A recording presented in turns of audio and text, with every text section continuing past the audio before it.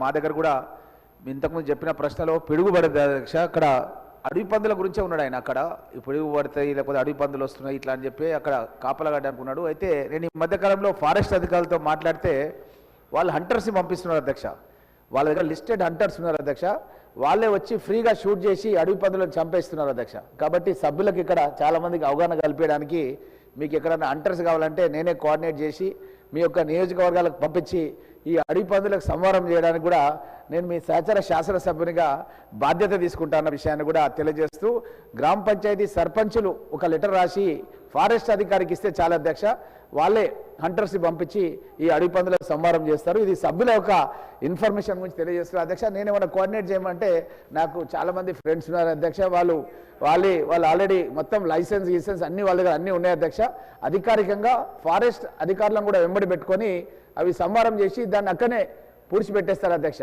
అవి తినడానికి వీల్లేదు, వీటిని అక్కడనే ఎట్లా పొందబెట్టేస్తారు అధ్యక్ష. కాబట్టి ఆ విధంగా వెసులుబాటు చేసుకొని మన యొక్క పంటల్ని కాపాడుకోవాల్సిందిగా ఒక రైతు బిడ్డగా నా రైతు సోదరులందరూ కూడా విజ్ఞప్తి చేస్తున్నాను అధ్యక్ష. గౌరవ మంత్రి గారు. అధ్యక్ష, గౌరవ సభ్యులు ఫైర్ స్టేషన్లకు సంబంధించినటువంటి ఒక అత్యవసరమైన సర్వీసు, అది తప్పకుండా మా ప్రాంతంలో ఉండాలి. మా ప్రాంతంలో కాటన్ ఇండస్ట్రీస్ లేకపోతే కాటన్ మిల్స్ ఉన్నాయి, లేకపోతే ఇతరత్ర ఏదైనా ఫైర్ యాక్సిడెంట్ అయితే వచ్చే లోపల బూడెత్తుందనేటువంటి అంశాలను వాళ్ళు ఎవరైతే తప్పకుండా వారి కన్సర్న్ అన్ని కూడా గవర్నమెంట్ను నోట్ చేసుకుంది అధ్యక్ష. ఇప్పటికీ ఫైర్ స్టేషన్కి సంబంధించి దాదాపు 8,861 ఇన్సిడెంట్ అయినాయి అధ్యక్ష. 879 కోట్ల ఆస్తులు కూడా నష్టం జరిగింది.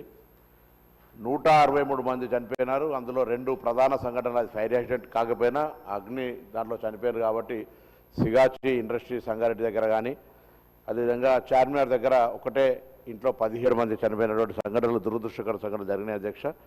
ఇప్పటికీ రాష్ట్రంలో 138 ఫైర్ స్టేషన్ సెంటర్స్ ఉన్నాయి జిల్లాల లోపల. వివిధ జిల్లాల్లో 9 అవుట్ పోస్టులు ఉన్నాయి. ఇందులో 544 వాహనాలు ఈ యొక్క ఫైర్ సేఫ్టీ వాహనాలు ఉన్నాయి అధ్యక్ష. కొత్తగా 58 ఇప్పుడు సభ్యులు చెప్పినటువంటి గుండాల కానీ, గౌరవ రెవెన్యూ మంత్రి గారి గ్రామం కల్లూరు కానీ, ఈ విధంగా జిల్లాల వారిగా వాటి 58 వివరాలు ఉన్నాయి అధ్యక్ష. గౌరవ సభ్యులందరికీ ఉన్నాయి, చదవమంటే తప్పకుండా.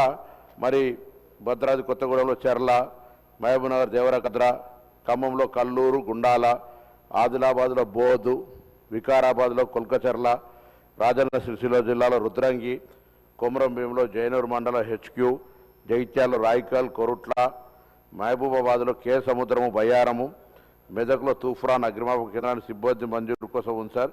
అదేవిధంగా పాషమైలారము జిన్నారము, భువనగిరి యాదాద్రిలో బీబీ నగర్ వద్ద, అదేవిధంగా మెడికల్ మల్కాజ్గిరిలో ఉప్పల్ బగాయతు, బోరంపేట, తూమ్కుంట, మేడ్చల్, ఉప్పల్, కొంపెల్లి, బౌదుర్పల్లి, మేడ్చల్ మల్కాజ్గిరికి సంబంధించిన బాచుపల్లి, పోచారం, ఉప్పల్, గట్కేసర్, హైదరాబాద్లో గౌలిగూడలో ఉన్నటువంటి స్థాయి పెంపు, సికింద్రాబాద్లో ఉన్నటువంటి దానికి కూడా స్థాయి పెంపు, ఓల్డ్ మారేడుపల్లి, జంగమేట, ఇందిరానగర్, బండమైసమ్మ, ఖైరతాబాద్, మెహదీపట్నం, తిరుమలగిరి, మల్లెపల్లి, దాంతోపాటుగా ఆసిఫాబాద్, శంషాబాద్, నియోపోలిస్, కోకాపేట, అక్టోపస్, ఇబ్రహీంపట్నం, బాటసింగారం, కర్మాన్ఘాట్, శంకరపల్లి, కొత్తూరు, మియాపూరు, మంచిర్యాల జిల్లా లక్షరిపేట, సిద్దిపేటలో ఎర్రవెల్లి, సంగారెడ్డిలో కొల్లూరు, జయశంకర్ భూపాలపల్లిలో వెంకటాపురం, ములుగు కొత్తగూడ, మేడారం, కరీంనగర్లో గంగాధర, కాటారం, నెక్కొండ, నల్గొండలో చుండూరు, కరీంనగర్ శాతవాహన విశ్వవిద్యాలయం, సూర్యాపేటలో తుంగతుర్తి,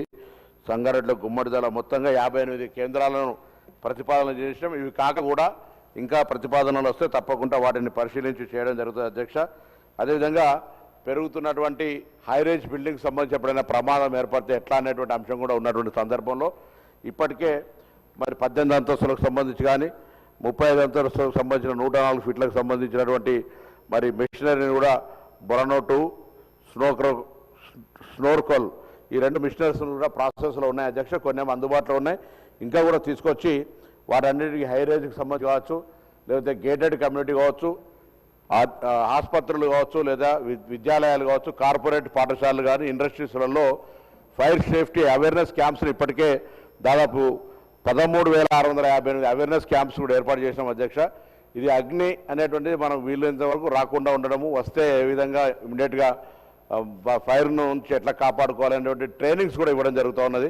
ఆ విధంగా ఫైర్ సేఫ్టీ తరఫున సిబ్బందికి సంబంధించి ఉన్నా ఇంకా సిబ్బంది అవసరం ఉన్నా అన్ని రకాల అడ్జస్ట్మెంట్ మిగతా సమాజంలో అందరూ సహకారం తీసుకొని ఫైర్ సేఫ్టీ డిపార్ట్మెంట్ తరఫున అన్ని రకాల చర్యలు తీసుకోబడుతూ ఉన్నాయి.